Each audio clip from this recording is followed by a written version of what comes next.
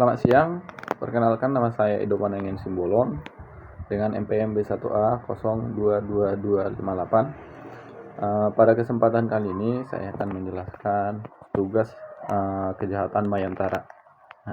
Adapun tujuan pembuatan tugas ini adalah untuk memberikan pemahaman tentang bentuk dan juga pengaturan hukum kejahatan Mayantara. Yang kedua itu untuk melatih kemampuan analisis terhadap penyebab dan juga pola cybercrime. Yang ketiga itu ada peningkatan kesadaran dan keterampilan pencegahan serta penanggulangan kejahatan digital. Langsung saja bab yang pertama, yaitu eksistensi kejahatan Mayantara. Poin pertama itu poin A, sejarah internet dan perkembangan dunia maya atau cyberspace. Yang pertama kita masuk kepada pengertian daripada internet. Jadi internet atau internet network didefinisikan sebagai jaringan komputer yang menghubungkan situs akademik, pemerintahan, komersial, organisasi maupun perorangan. Dalam definisi ini tampak bahwa internet mencakup juga terhadap jaringan yang bisa disebut dengan LAN atau Local Area Network dan juga WAN atau Wide Area Network. Sementara Amerika Serikat mendefinisikan internet sebagai International Network of Interconnected Computer. Yang artinya bahwa jaringan internasional dari komputer-komputer yang saling berhubungan. Berbeda dengan definisi di muka tadi atau di awal tadi, dari definisi ini terlihat bahwa dimensi internasionalnya artinya bahwa jaringan antar komputer tersebut melewati batas-batas teritorial suatu negara. Agus Raharjo mendefinisikan internet sebagai jaringan komputer antar negara atau antar benua yang berbasis protokol transmisi dan kontrol protokol. Kemudian pengertian daripada cyberspace adalah sebuah ruang imajiner atau maya yang bersifat artifisial, di mana setiap orang melakukan apa saja yang bisa dilakukan dalam kehidupan sosial sehari-hari dengan cara yang baru. Berkaitan dengan cyberspace ini, Agus Raharjo mengatakan bahwa cyberspace sesungguhnya merupakan sebuah dunia komunikasi berbasis komputer. Selanjutnya, sejarah singkat daripada internet tadi. Jadi perkembangan teknologi internet berawal dari penyatuan bidang telekomunikasi dan teknologi komputer, menghasilkan jaringan global yang menghubungkan komputer melalui media komunikasi. Konsep ini disebut dengan internet. Secara teknis, internet ini adalah jaringan luas atau WAN yang terbentuk dari interkoneksi banyak jaringan lokal atau LAN.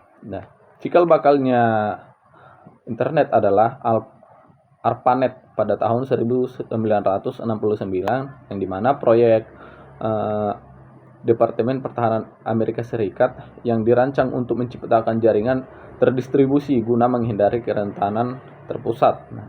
Jaringan ini kemudian terpecah atau menjadi ARPANET dan MILNET, tetapi komunikasi antar keduanya tetap terjalin dan terinterkoneksi ini mulai disebut dengan internet.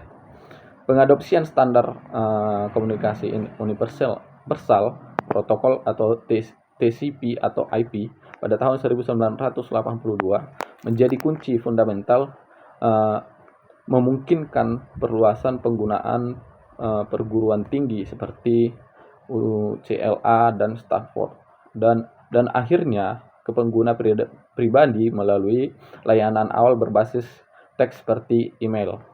Secara konseptual, internet telah mengkonstruksi dunia maya tanpa batas yang meniscayakan kebebasan berekspresi dan juga interaksi yang melampaui jurisdiksi nasional, meskipun tetap membutuhkan aturan sosial yang disepakati bersama.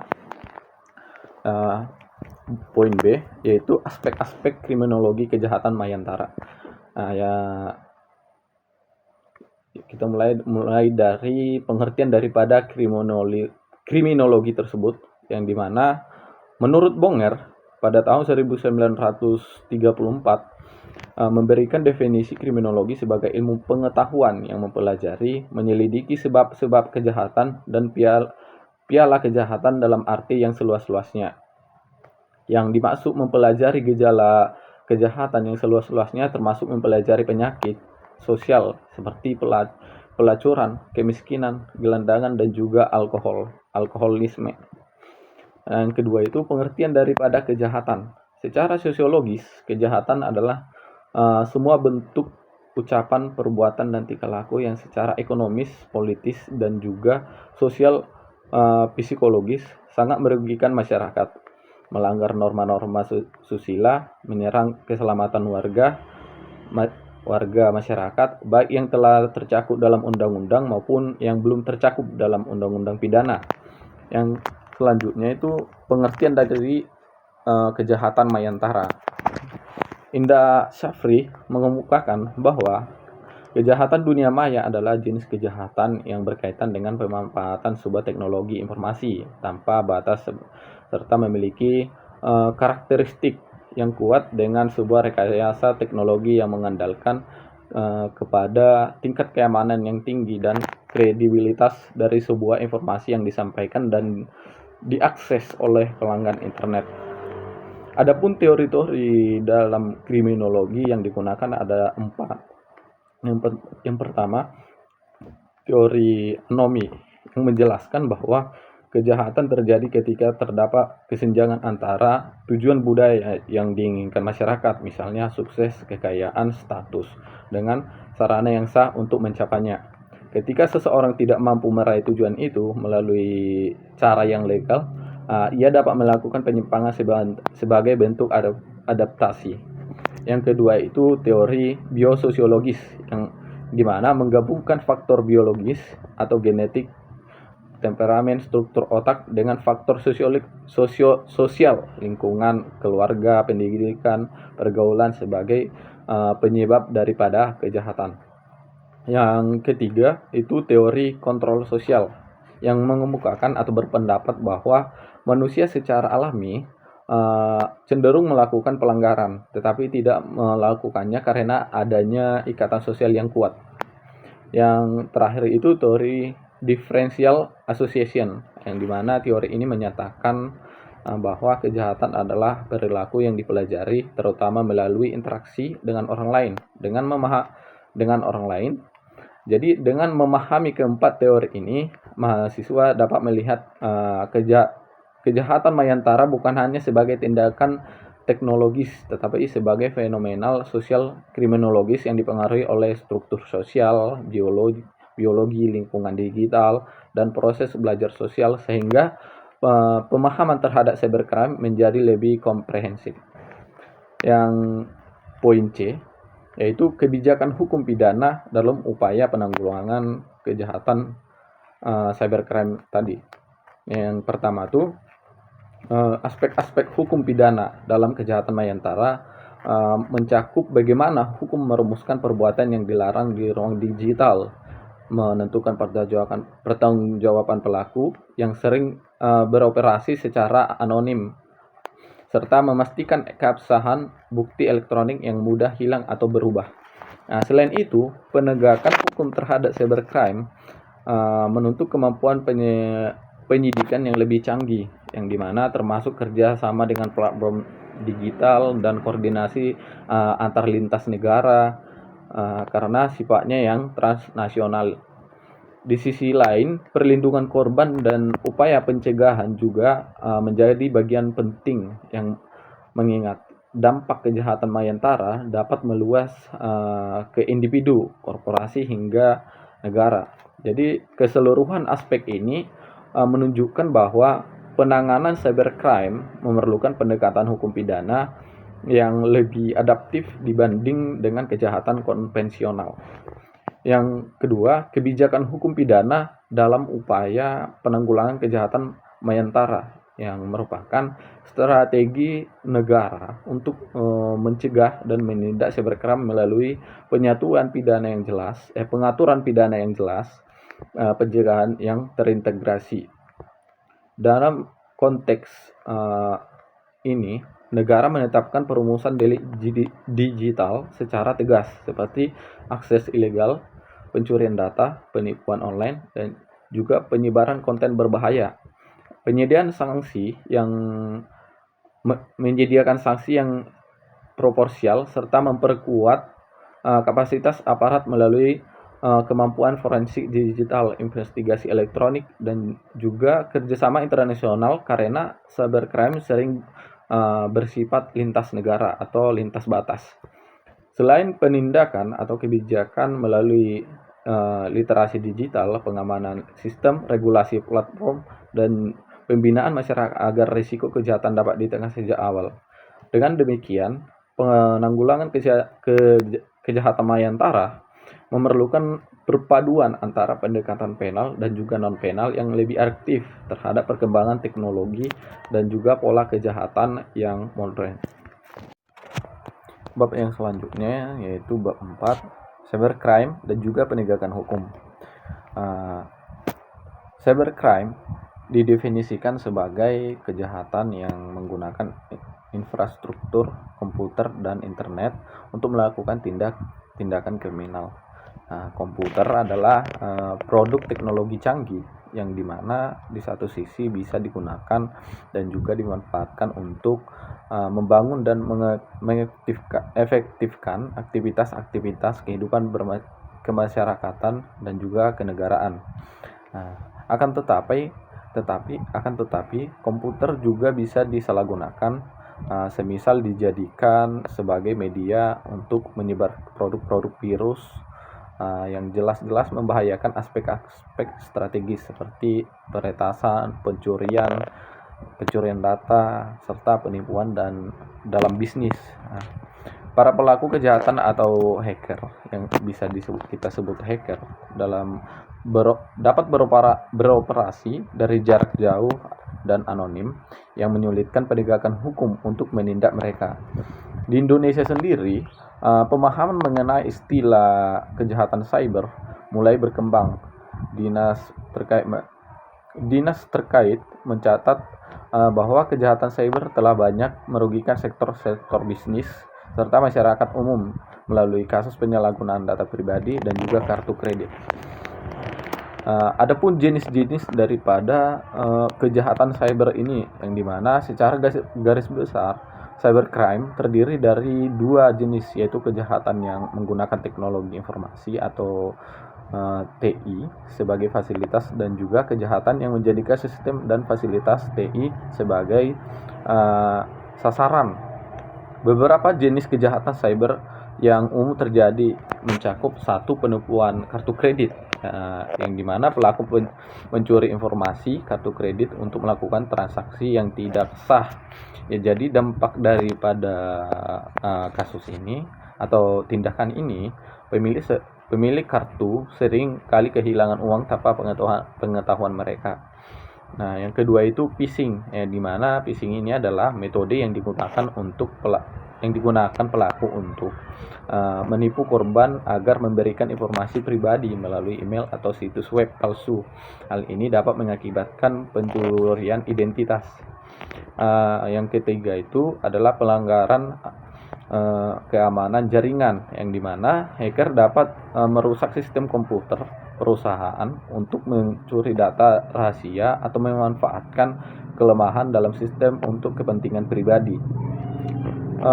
Yang selanjutnya adalah penegakan hukum terhadap cybercrime.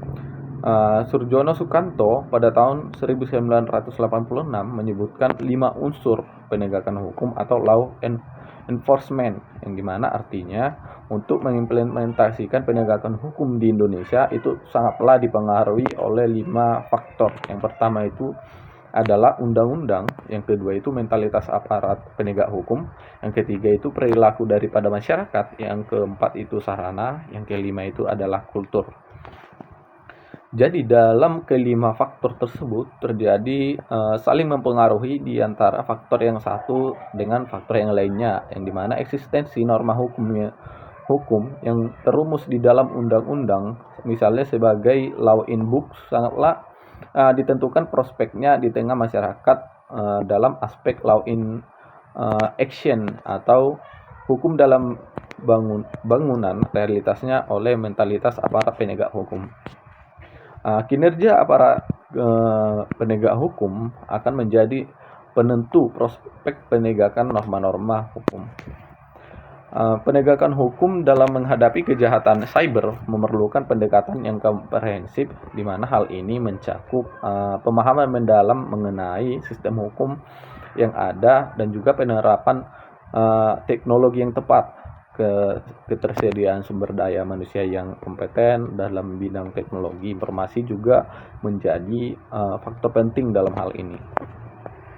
Yang selanjutnya yaitu implementasi dan juga penegakan hukum terhadap cybercrime, yang dimana Muhammad Kusnardi dan Bintan Saragi berpendapat bahwa negara hukum menentukan alat-alat perlengkapannya yang bertindak menurut dan terikat kepada peraturan-peraturan yang ditentukan terlebih dahulu oleh alat-alat perlengkapan yang dikuasakan untuk mengadakan peraturan-peraturan itu. Tindakan yang dilakukan aparat inilah yang dikategorikan sebagai implementasi hukum. Alat negara itu yang bertanggung jawab untuk menggunakan hukum sebagai senjata guna melawan berbagai bentuk kejahatan yang akan sedang atau telah mengancam bangsa Indonesia. Alat negara atau penegak hukum dituntut bekerja keras seiring dengan perkembangan dunia kejahatan, di mana khususnya perkembangan cybercrime yang semakin mengkhawatirkan. Alat negara ini menjadi subjek utama yang berperang melawan cybercrime. Misalnya pada resolusi PBB nomor 55 tahun 1963 tentang upaya untuk memerangi kejahatan penyalahgunaan teknologi informasi pada tanggal 4 Desember 2021, yang dimana memberikan indikasi bahwasannya ada masalah internasional yang sangat serius, gawat, dan harus segera ditangani. Adapun aspek hukum dalam kejahatan cyber adalah penerapan hukum terhadap kejahatan cyber melibatkan berbagai ketentuan hukum yang menjadi kerangka legal bagi penegakan hukum. Di Indonesia, beberapa pasal dalam Kitab Undang-Undang Hukum Pidana atau KUHP memberikan panduan tentang penanganan kasus terkait kejahatan cyber, yang dimana ketentuan hukum yang relevan adalah 1. Pasal 406 ayat 1 KUHP, di mana dinyatakan di sana bahwa barang siapa melakukan tindakan melawan hukum yang merugikan orang lain dapat dikenai sanksi, termasuk segala bentuk perbuatan yang dilakukan tanpa izin pemilik yang sah yang berpotensi merugikan masyarakat atau individu. Yang kedua itu pasal 282 KUHP mengatur tentang tindakan yang mencemarkan kesusilaan, di mana pelaku dapat dikenakan pidana jika menampilkan materi yang dianggap melanggar norma-norma tersebut, misalnya pornografi yang disebarkan melalui internet. Yang ketiga itu pasal 362 KUHP yang menyatakan bahwa barang siapa yang mencuri barang milik orang lain dapat dikenakan hukuman. Itu berlaku untuk tindakan pencurian yang dilakukan dengan memanfaatkan teknologi seperti hacking. Yang keempat itu pasal 372 KUHP yang berkaitan dengan penggelapan, yang juga bisa diterapkan dalam konteks kejahatan cyber, di mana pelaku memanfaatkan akses tidak sah untuk mengambil aset atau informasi yang seharusnya tidak dicuri. Pasal yang kelima itu pasal 112 KUHP yang mengatur bahwa tentang penyalahgunaan teknologi informasi untuk tujuan pengerusakan atau merugikan pihak lain. Pasal ini relevan dengan fenomena serangan cyber yang dapat merusak data dan juga sistem. Selanjutnya yaitu peraturan hukum yang lebih spesifik juga diatur dalam Undang-Undang Hak Cipta, yang dimana perkembangan kejahatan di bidang informasi membuat adanya perhatian khusus terhadap hak cipta, terutama terkait dengan teknologi. Kemajuan di bidang informasi menyebabkan pemerintah melakukan pembaharuan terhadap Undang-Undang Hak Cipta agar dapat menyesuaikan dengan perubahan zaman. Jadi undang-undang ini penting karena banyak produk informasi yang memerlukan perlindungan hukum, seperti Undang-Undang nomor 19 tahun 2022 yang diterbitkan sebagai pembaruan daripada Undang-Undang Cipta Kerja yang sebelumnya, menyesuaikan perkembangan teknologi dan juga konvensi internasional. Nah, ketentuan pidana yang digunakan untuk menjaring cybercrime tahun 2002. Dalam ketentuan ini, penegak hukum menggunakannya sebagai diantaranya terumus di dalam pasal 72, pasal 73 UU HC nomor 12, dasar hukum untuk menjerat pelaku yang diduga melakukan cybercrime. Namun tidak semua kasus harus cybercrime dapat diselesaikan dengan UU HC karena sifat kejahatan cyber yang lebih luas dan juga kompleks. Mungkin sekian dari penjelasan saya tadi tentang materi kejahatan mayantara untuk memenuhi tugas mata kuliah kejahatan mayantara.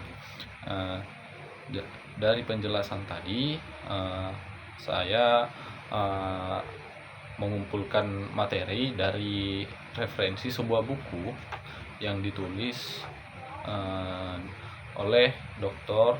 Abdul Wahid SH, SHMA, dan juga Muhammad Labib SH, yang berjudul Kejahatan Mayantara atau Cybercrime. Nah, bisa dilihat. Dan untuk kata pengantarnya dibuat oleh Profesor Dr. H. Ahmad Sodiki SH. Nah, buku ini diterbitkan oleh Revika Aditama pada tahun 2005 Januari di Malang. Nah, buku ini berjumlah 160 halaman dan sudah tertera nama saya Edo Panangian Simbolon, dan di sini tadi dari buku ini saya mengambil 2 bab materi yang dimana itu diambil dari bab 2 tentang eksistensi kejahatan mayantara dan juga bab 4 tentang cybercrime dan juga penegakan hukumnya.